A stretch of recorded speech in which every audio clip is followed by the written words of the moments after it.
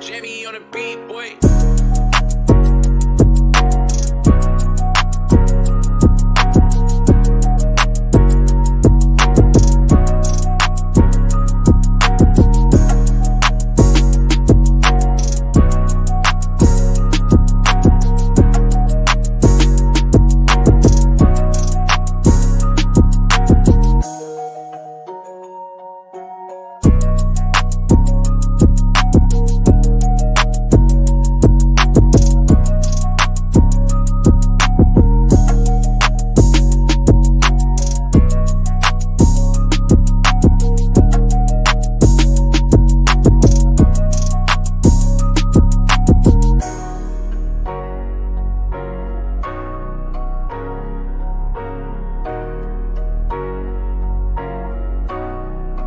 Jimmy on the beat, boy.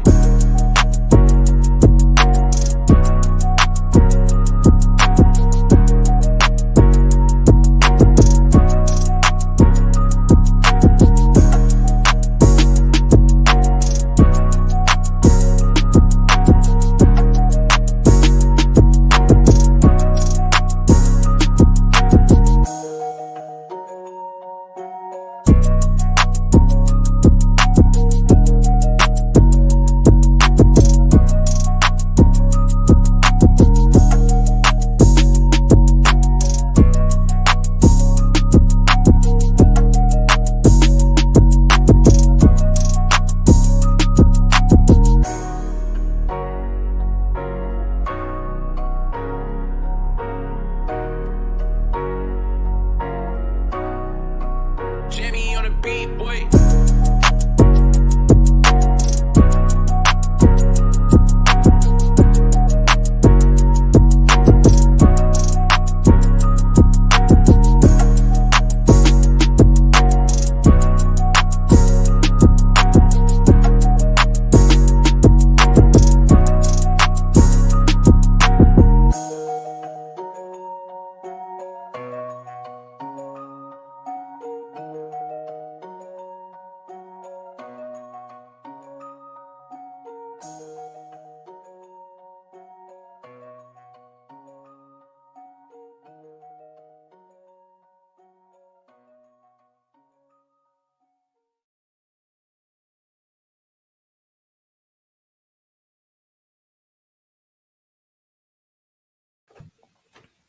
What's going on, everybody? Welcome to the Gin College Podcast. I'm your host, as always, John J. II, here with my co-host, Cody Almasi. Cody, how are we doing today, man? Doing great. Game week for the Wolverines, so pretty fired up about that. Going on a cruise, going to be in the Bahamas within the week. So we're excited. We're happy to be here, but got to take care of business first, baby. Yes, sir. Very exciting stuff. Cody's going on a cruise. He's decked out, ready to go in his maize and blue attire. So he couldn't be more excited for the game. Hopefully it ends well for Michigan and your side going into the cruise, because that'll allow you to enjoy the cruise that much more. Definitely. And that's how I felt. Unfortunately, my condolences to the Michigan fans out there when my Sparties beat you guys in the regular season, but that just made my trip in Mexico so much better. When I was in Mexico, state one, it's like, okay, I get on the plane, go back to Michigan tomorrow. It was like the day before I went back. I'm like, it'll just be a nice little icing on the top, icing on the cake for me with Michigan State pulling off the win. So it feels good going on vacation or, looking forward to a trip, having some things go your way. So yeah, they play in Miami actually on Friday, and I'll be at the Miami airport on Saturday. So if we're fresh off a loss or a dub, I'm probably going to hear some things either way. Yeah, definitely. You might even see some of the players, maybe. Who knows? There's somebody. Man. Maybe it's meant to be. Hey, maybe it's meant to be. Maybe the stars will align, and should be a great time. So we got a great show in store for you guys today. Going to touch on some topics that I touched on last week on the GSN pod, as well as my gin and tonic that I dropped on Thursday. And yeah, it's going to be a great show. Got to talk about a lot of stuff. Bowl week is still among us. We're getting into the top tier games now. So it's really exciting. And got some unfortunate news, though. Bowl games are being canceled left and right due to the new COVID surge. The Omicron variant has been rearing its ugly head in the game of college football, in the sport of college football. And we've already had 3 games, 3 bowl games be canceled due to the COVID surge that is brand new. We talk about this, we talk about this all the time. COVID has been with us for a lot of the time that Gin has been, in its reboot and its revamp period. And we've had to live through COVID, doing our own events, doing our own stuff. But it's also plagued the sports world. So the 3 games that have been canceled, the one on Christmas Eve, the Hawaii Bowl with Hawaii versus Memphis, that was canceled. The game that was supposed to happen today, the Military Bowl between Boston College and East Carolina, has been canceled. And the game on December 29th, the Fenway Bowl between Virginia and SMU, has been canceled as well. So, Cody, how do you respond to all these games being canceled to COVID, and how do you think it will affect sports going into the new year? Yeah, I think it's gonna unfortunately be something we're gonna have to keep dealing with and fighting. All doing our part to protect ourselves, our families, and one another. It just sucks, some of these seniors, they thought they had one more game to play, and that game gets canceled. They might never be able to suit up and play football again. So you feel for people in those situations, but obviously we have to take all the necessary precautions to make sure health and safety is ensured for everybody involved. But yeah, Christmas Eve, you hate not to have the Hawaii Bowl. Always been watching the Hawaii Bowl, the Rainbow Warriors in Honolulu there, and it would have been a great matchup between them and the Memphis Tigers. And then like some of these stories of teams being replaced, like Texas A&M is being replaced with Rutgers, and that's kind of an odd trade there. The team that beat Alabama gave them their only loss of the season for 5-7 Rutgers team. So just gonna affect the quality of play, and I pray it doesn't affect the CFP at all. But we got to stay tuned, I guess, because get new news every day. Yeah, that's right. Breaking news comes in every single day, especially regarding COVID and how it affects the sports world. Not only just in college football, but also professional sports. It's happening everywhere, and a lot of these teams, both in the NFL and college football and college basketball, everywhere. It's really nowhere, no team, no league is safe from this pandemic and this recent COVID surge that has really been plaguing the entire sports landscape. Yeah, like you mentioned in the Tax Slayer Gator Bowl, Wake Forest will now face Rutgers instead of the Texas A&M Aggies due to them having to withdraw due to COVID cases being in the higher category for them and their players and their personnel. So that's unfortunate, but I got to give credit to whoever's in charge of regulating that bowl to allow the game to continue to go on. They were unable to do that with those 3 bowls that I just mentioned. So, I guess, you think about Rutgers, you think about, the team they are, kind of the lower tiered team in the Big Ten. Do they deserve to play Wake Forest? I was making a joke early on before we went live, and I said, they just must have been on the waiting list. If you got any guys, they're probably asking the committee, if you got any teams that have to withdraw due to COVID or any other reasons, put us in there, put us next in line, because we'll gladly play and we're ready to go. So obviously Rutgers being 5-7, not even close to being in contention for a bowl game, not even a trash bowl game.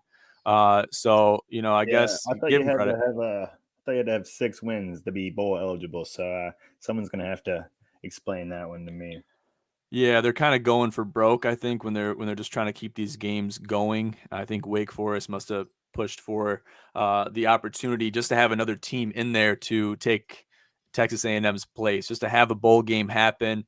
Like you said, a lot of these players, they're probably not going to go to the next level. Only a few select players really get to declare for the draft and wind up actually getting drafted in their first run at the draft. So I guess I got to give credit to whoever made this happen, because at least the players from both these sides will be able to finish off their college careers in a uniform that they went to school at. So I got to give credit there, but unfortunately, it couldn't happen with those other 3 games, with 6 teams not being able to play in their final game as their respected teams' players. So it's just kind of unfortunate for them, but I just hope that it doesn't happen with any more further games. We'll be talking about the college football playoff and how COVID could potentially affect the college football playoff semis and the finals going into 2021. The game is scheduled for January 10th. The final game, obviously, the semis are on New Year's Eve. So we'll be looking forward to that. We'll talk about those briefly. But first, we want to talk about some other bowl games. The first one being the Tax Slayer Gator Bowl with Wake Forest against Rutgers. Do you think this is even going to be a close game? I mean, Wake Forest is a pretty dominant team. Rutgers is, their potential. They have potential for surprises, but I mean, we didn't really talk about Rutgers a whole lot, so that means they didn't really make a huge splash either in the Big Ten or in non-conference play. So is this going to be a bloodbath for Rutgers, or what do you think?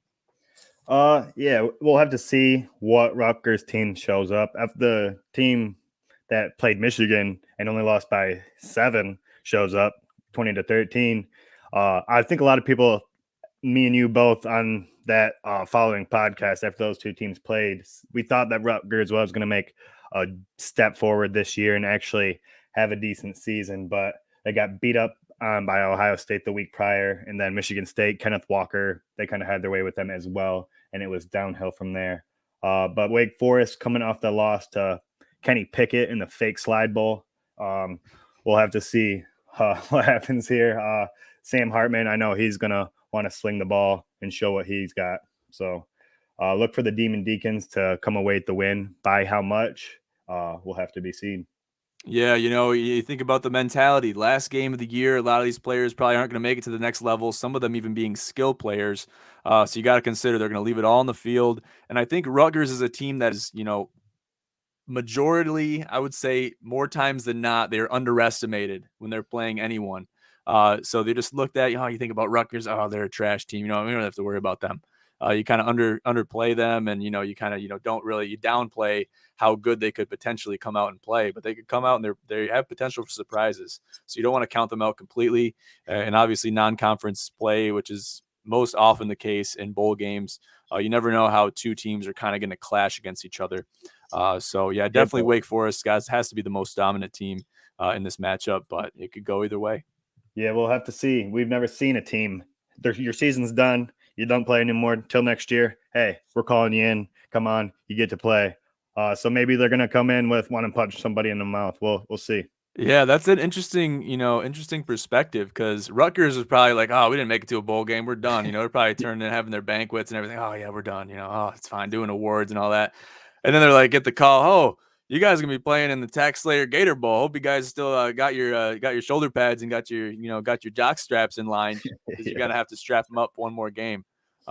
So interesting perspective there. I would love to be one of the players and kind of receive that news thinking my season's done and kind of being like, we got one more contest. A little Christmas present for you on these Right. holidays. Exactly. So that'll be a good one to watch. We'll see how Rutgers and the Scarlet Knights come out against the Wake Forest Demon Deacons in that Redemption Bowl game, where they kind of got a unique opportunity with Texas A&M having to withdraw due to COVID cases surging. So moving on, let's talk about the PlayStation Fiesta Bowl featuring Notre Dame against Oklahoma State and the Cowboys. These two teams I have here in my notes, they were possibly in contention. If things went their way in a few games prior, they could very easily have been in the college football playoff in the top 4 spots. Unfortunate events took place for both Notre Dame and Oklahoma State to not allow that to happen. But I think these teams are still going to be playing with a chip on their shoulder. Who deserves to be that number 5 team outright? I guess this is going to be a great matchup. What do you see in this matchup, and who you taking? Yeah, if Alabama would have lost to Georgia and they get kicked out of the top 4, Notre Dame might have slid in there. Who knows? Oklahoma State, they lost to Baylor, so Baylor was fighting for that 5th spot. But yeah, this is going to be a great matchup. I think Oklahoma State's going to be coming out ready for some vengeance, but I also think Notre Dame playing for Marcus Freeman, those players are pissed about Brian Kelly leaving them, and they're going to come out and show the nation that Notre Dame's not a job you just leave. And I'm rooting for Notre Dame and the Fighting Irish. Not usually a thing I do because of the deep-seated rivalry between the Wolverines and Notre Dame. But yeah, you can't root against these kids in this situation, at least in my opinion. But the Oklahoma State defense and Malcolm Rodriguez, it's his last game in a Cowboys jersey. So he's going to be out there laying the wood on these offensive players. So it's going to be a fun one to watch. It definitely will. It definitely will. Especially looking at Notre Dame, they didn't have a conference title game to contend in. Marcus Freeman is now at the helm. These players, I've seen some video with Marcus Freeman in the locker room with a lot of his players, and they are really taking a liking to this guy. So obviously, he's not a stranger to the Notre Dame team at all. Being a coordinator, what was his position before the head coach position? The defensive coordinator. So defensive coordinator. So these players know him. They have formed a relationship with him, and continuing players that will be here next year. They're going to continue to build on that relationship. He seems like a very likable guy. These guys are going to love playing for him, and if they're just going to want to do whatever they can to make him proud, and they're going to put it all on the field. So Yeah, I I got to think take Notre Dame as well. Notre Dame might have even had, I think they had aspirations of going after a bigger name, but the admiration from the locker room was so deep and obvious that they just couldn't do that because you put your players at odds if you do that and just off to a bad foot right away. So the players basically gave them no choice in this hiring, and I think they're going to come out and give everything they got to get his coaching career started in the right direction. Yeah, it makes sense, especially for the team and the team's perspective to hire from within, to use your own guys and kind of elevate your own guys, give them an opportunity to elevate their careers and make something better of themselves, give themselves a name that's recognized and could possibly be a household name someday. And it really sticks it to Brian Kelly for leaving Notre Dame and, going to LSU, jumping ship before the season's even over. And it really does solidify the fact that you don't leave Notre Dame. You don't leave that head coaching job unless your business is done. At least finish the season out. And I still have a little bone to pick with Brian Kelly about that because, you just don't do that. You don't jump ship from your team. I don't care if you're in the college football playoff or not. The thing is, too, and we've mentioned this before, is Notre Dame could have very easily been in the college football playoff contending for a national title. And Brian Kelly wouldn't have been there. So that's a very interesting point to consider as well. But it's behind us, and I just hope that Brian Kelly doesn't live with any regrets making this decision to leave. Yeah, I think that will be determined in the years to come and how the LSU Tigers do. But it's never going to be easy when you're playing Georgia and Alabama multiple times a year to get to postseason games. So, but you're just talking about how close Notre Dame was. It just reminded me how close Oklahoma State was to winning that game against Baylor in the end zone, the game of inches, Oh my literally God. so close from the pylon. So if he hits that pylon, then they would have been the fourth team in weight. So pretty crazy. I just remember that fantastic finish there. That is insane. I remember having Baylor money line in a parlay. And I couldn't imagine, I was watching the tail end of that game and it was a true goal line stand. And that really solidifies the fact that football is a game of inches and even, sometimes smaller increments than that. I think it had to be less than an inch. He missed it by less than an inch, that pylon. Yeah, So, I insane. mean, if you don't think football is a game of inches, go back and watch that final play between Oklahoma State and Baylor because that was a hell of a game, and that really came down to the final inches of it. So things to consider there. Moving on, though, let's talk about the Rose Bowl game presented by Capital One Venture X, featuring Ohio State against Utah and the Utes. This is going to be a great game. This is one that I'm really looking forward to. It's going to be a true battle. You look for a great competition-esque, environment when you're talking about the Rose Bowl, the granddaddy of them all. Okay, so this is a big game, and this is a game featuring two teams that have very strong offenses and ruthless defenses. What do you have to say about this game, Cody? I mean, we both know where we stand, who we want to see come out of this one. I think you said you have a Cam Rising jersey in the mail as I we do. speak. The Buckeyes are a 5.5 point favorite, and the over under is 64.5. It is going to be interesting. I don't know how they will match up. Utah whooped on Oregon twice, the team that beat Ohio State, other than Michigan. So we'll see if that comes into play at all. Two very different styled teams. So I'm really interested to see how they match up in Pasadena. But like you said, it has the makings to be a classic Rose Bowl. I know CJ Stroud's going to be slinging it. I think he's been a little mad since November 31st or whenever it was when Michigan won. So I think he's got a chip on his shoulder, and I wouldn't want to be the Utah defense trying to slow him down, but I'm rooting for him too. Yes, sir. Cam Rising and the Utah Utes willing and able to do it again. Hopefully they do and they come out and perform and do what they do best, and that's win against good teams. So we got to expect them to do that. But, pretty similar to pretty much every other bowl game we're going to talk about, these are cross-conference play games. You don't know how to read them. You can't really read their strength based on their strength of schedule because, you can just kind of compare them against other teams that they've played that are either similar to them or well below them as far as stature and strength. So there's really not a whole lot you can bring to the table from your own team's perspective, whether you're Ohio State or whether you're Utah, because you haven't really played teams like that. I guess Ohio State might have somewhat of an inkling knowing that they've already played Oregon. They've lost to Oregon. Utah went out and pretty much embarrassed Oregon twice. So that's got to have Ohio State and the Buckeyes shaking their boots a little bit. You got to be focused on that. So CJ Stroud's going to have to take a different approach against the Utah Utes if they want to be victorious and if they want to be successful against this Utah defense. And Utah's going to have to bring the hammer as well. They can't say, oh, well, we beat Oregon. Oregon beat Ohio State. It's going to be no big deal.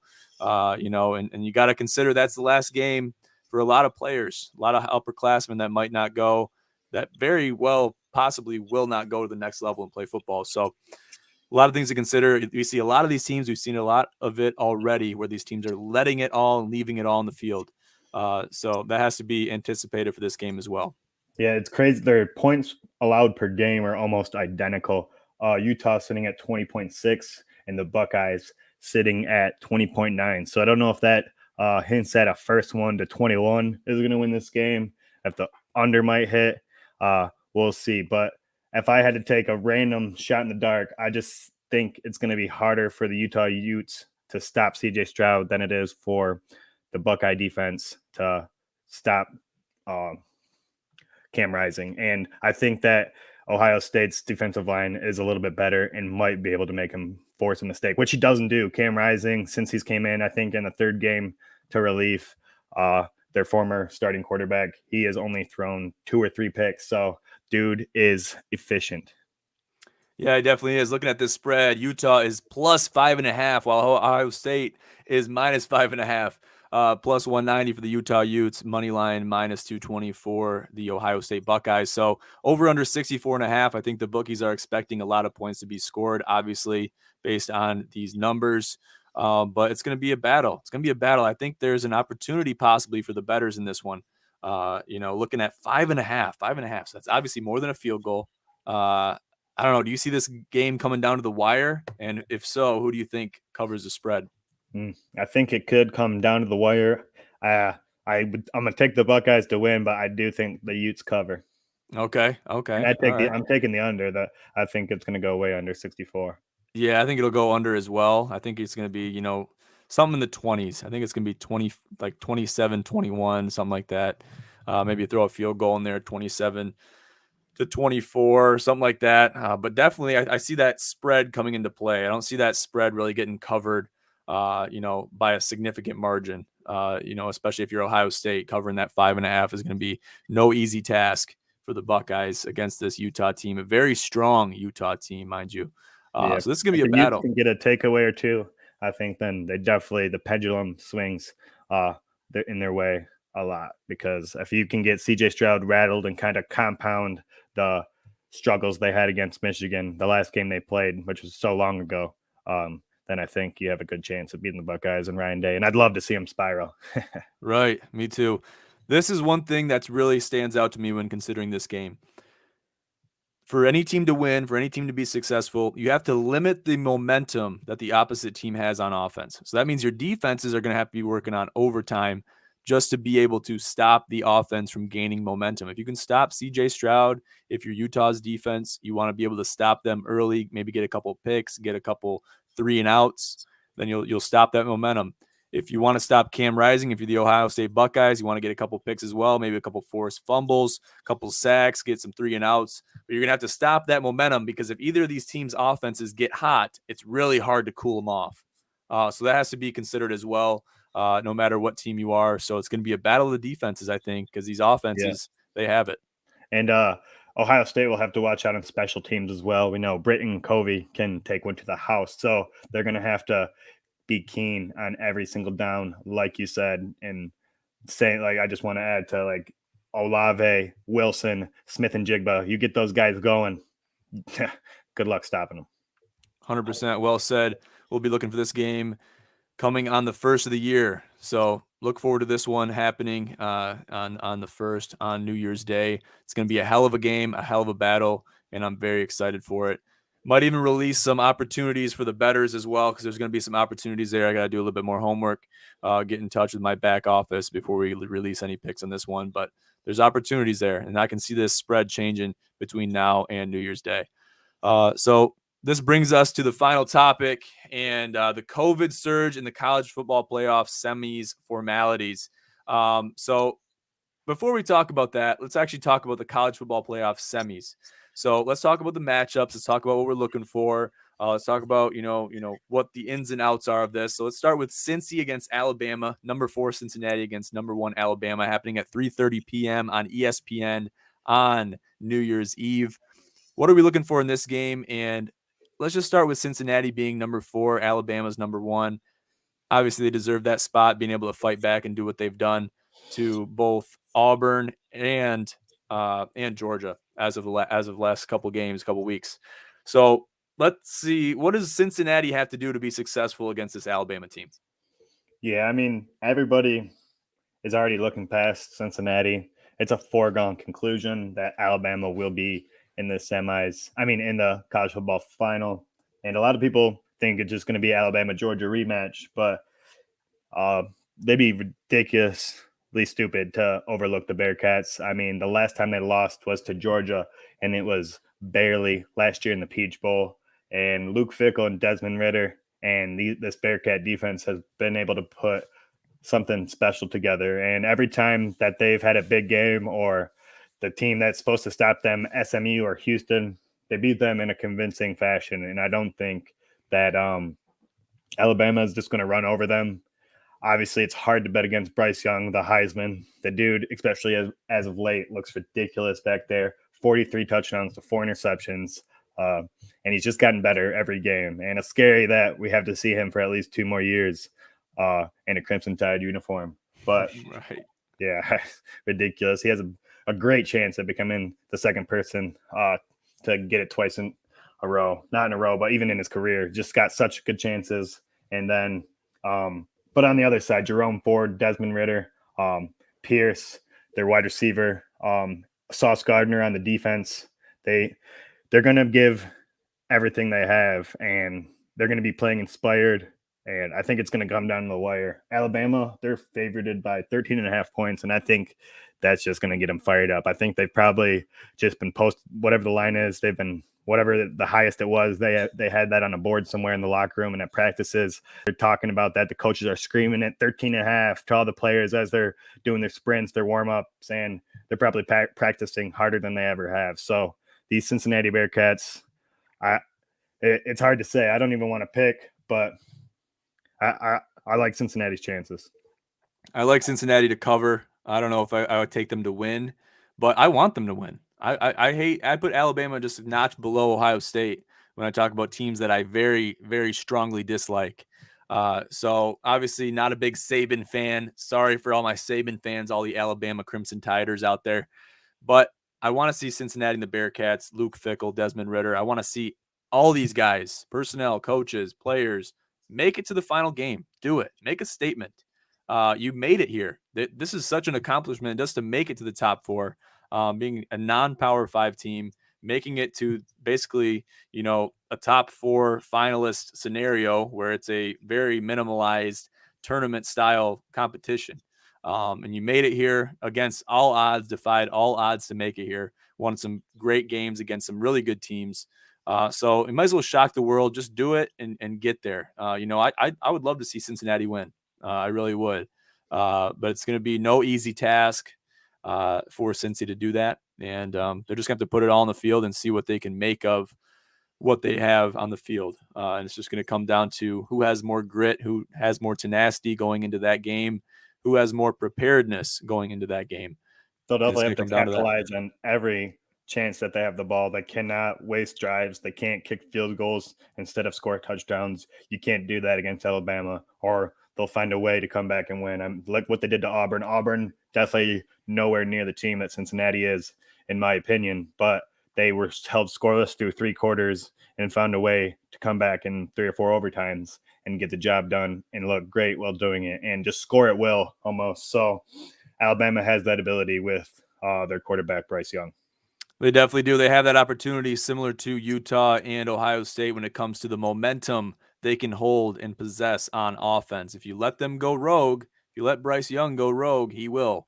So if you don't shut him down, you don't get him to punt the ball, maybe even settle for a couple field goals here and there, get some stops in the red zone, then if you don't do that and just let him run touchdowns in and in over and over again, it's going to be a bloodbath. But if you can limit him to that, it'll be a good game. So looking forward to that one as well.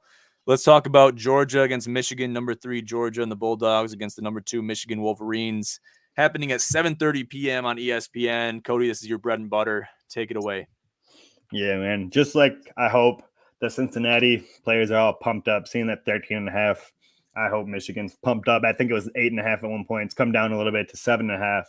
But man, I love my Wolverines' chances in this game. I don't know if it's just how vulnerable Georgia looked against Alabama. It is Alabama, albeit, but I just don't think they ever really have had to deal with the adversity that these other 3 teams in the playoff have had to deal with. They beat Clemson early and kind of cakewalked all the way to the SEC championship, and then Alabama exposed them. I think JT Daniels will get looked at in this game. I think he gets a chance, especially if Stetson Bennett and struggling early on. But if you're the Michigan Wolverines, the recipe is pretty simple. Do what you did against Iowa and even Ohio State. Get 14 points at least in the first half and suffocate them on defense. I don't think stopping their offense is going to be that tough for Michigan. But it's always hard to say with teams having an extended break layover. Jim Harbaugh teams are notoriously bad in bowl games and with extended breaks. So, but this team just is different. Aiden Hutchinson, all these guys fired up. Yeah, man, I think Michigan is going to get the job done. I say hit them with the flea flicker, let Donovan Edwards throw another pass, catch him by surprise. I say flea flicker first play from the line of scrimmage, and you're going to score. It hasn't stopped all year, but that's just me. Yeah, but the rest of the world thinks the Bulldogs got it, and it's going to be an SEC rematch of Alabama and Georgia. We'll just have to see what happens. I think we're going to leave Miami with a win.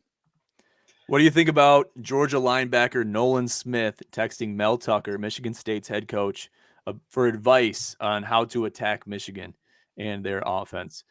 What do you think about that? Do you think that's a little bit shady, or how do you feel about that? Hey, man, you got to use all resources available to you. So you can't hate a guy for asking. You got to get out there. You got to try to get the inside. It's the one team that was able to stop us, even though it was less about you stopping us on defense, and it was more about your offense being able to overcome the 16-point deficit. It was a shootout, about 33-37. I don't think either one of the teams really stopped one another in that game. But hey, can't blame the guy for reaching out to Mel Tucker. Smart move. Michigan, though, other news, like kind of sideline news coming in and out. The Chicago Bears and Raiders have both made it known they're pursuing Jim Harbaugh as their number 1 coaching candidate.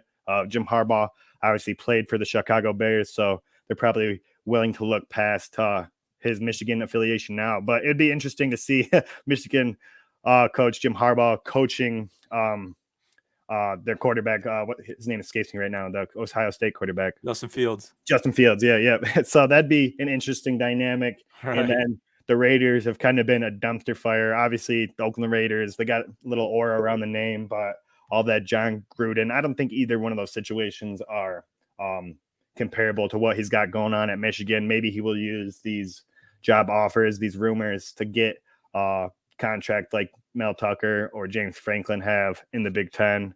We'll have to see what happens there. They need to use Blake Corum, too, to win this game. He has only had 12 carries since Michigan State. So that's crazy. 2 months, only 12 carries. And if you think about the carries he has had in those times, they've been huge. So I think Blake Corum needs to be a big part of the offensive gameplay as well. Yeah, I would love to see that discourse. I would love to see the dialogue between Nolan Smith and Mel Tucker, if Mel Tucker even texted him back. That's interesting to think about. But it's also interesting to think about the dilemma that Jim Harbaugh would have to face if he gets a really good offer from Chicago and the Bears to really take that dive and go back into the NFL, and coach and really kind of ditch his team, especially if they're successful and make it to the final game and even win the college football championship. So you got to consider all those things. He's going to be stuck with a tough decision. From a fan's perspective, if you're a Michigan Wolverines fan, you'd think it'd be an easy decision for Jim Harbaugh to stay with the Michigan Wolverines. That's his alma mater. That's where he was, that's his bread and butter. That's where he was born and bred. So you got to be able to consider that stuff. It's going to be a tough decision for him, I'm sure. But, I know the Michigan fans, they really want to count on the coach's loyalty to the program, especially if they're finding success. They're really looking to build the program into something great. And then that's attached to your legacy too, as a coach and as a person. So we'll see how that plays out after this season in college football, but that'll be an interesting decision no matter what. This is going to be a hell of a game. Can't say it any better than that. It's going to be a great game, great contest against two great teams.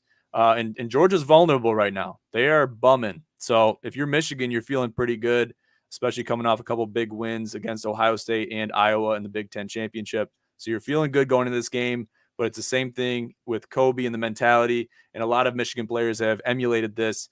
And the job isn't finished yet. There's still games to play. There's still football to be played. There's still downs to be played.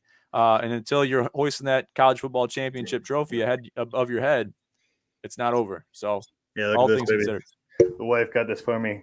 Dreaming of a Michigan championship. Look at that. That's beautiful. Hell I like it. But for the bettors, 45.5 is the over-under. Michigan has put up 40 in the last two games, so look at the over hitting in this. And Definitely. what Alabama's offense did to Georgia's defense last week will also kind of point to what's going to happen. Definitely some vulnerabilities on the Georgia defense to be considered as well. So that's going to be a hell of a contest. But now we can get into the COVID surge in the college football playoff semis formalities. I talked about this on my Gin and Tonic on Thursday last week. And basically, there's a 4-day grace period. If you make it to the semis, or if you make it past the semis to the finals, there's two teams that are healthy going into the finals. Then there's a 4-day grace period. They have between the 10th of January until the 14th to play their games and make sure everybody and all their personnel is healthy enough to play. But on the other side, regarding the semis, we still have a couple days before the semis. If you have to declare your team ineligible due to COVID cases being on your team and you're not able to bring the players to the field that's going to give you a good chance to win, if you have to withdraw from a semis game, those games will not be postponed. They will not be played over. So if you withdraw from a semis match, the other team is automatically entered into the finals. So hopefully this doesn't come into play, this new rule. Hopefully it doesn't come into play. It's kind of an emergency rule that the committee released, the CFP management committee.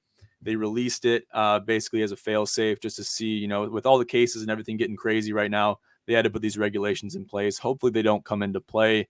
But how do you feel about all these regulations just in case it comes to that? Yeah, like I said earlier, you got to have the kind of stuff in place, but I would hate to see any of the four teams associated in the finals here to be eliminated or have to forfeit and get an L in the win-loss column because of COVID and not having available players. Lots of my family, at the Christmas parties, they'll say, hey, we'll take a automatic championship. I hope the other three teams get COVID. And I mean, as much as I want to just be the national championship, it just wouldn't feel the same having earned it. And there'd always be that asterisk there. So definitely want to see everything go according to plan. Michigan, I know they went as a team to get the COVID booster. So, hey, that's a competitive advantage in my book and a smart move.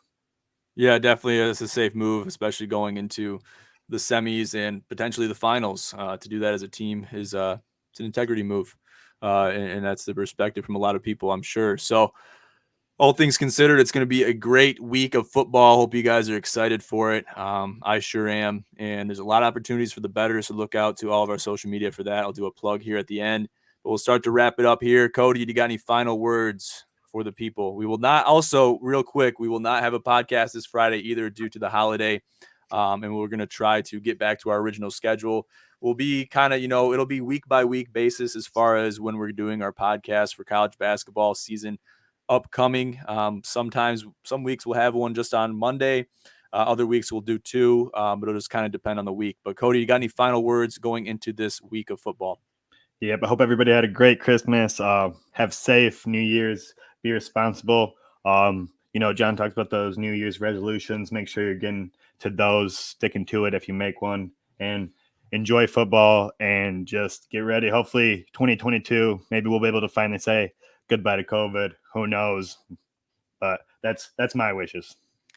Good stuff. Good stuff. Yeah, some good wishes there. Hope everyone had a great Christmas, and I hope you guys have a happy new year. If you haven't made your resolutions, you're in the dying embers of your chances to do it. So make sure you do it and stick to it. Yeah, hope you guys have a great, happy, and safe new year. I'll be in touch with you guys on Wednesday for the GSN pod. As always, make sure to check out all of our socials via the link tree at the bottom of the screen.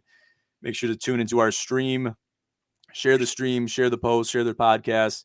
Follow us on Instagram, Twitter, and Facebook, and be in touch for all the updates coming in the first of the year. On the first of the year, a lot of updates, a lot of new stuff coming, a new website, new betting packages for all the bettors out there. So a lot of new stuff. That's only the tip of the iceberg when it comes to the updates and new things that we have to bring to the table. So I'll leave it at that, guys. Thanks again for tuning into the Gin College podcast. I'm your host, as always, John J. II with Cody Almasi. Have a great night.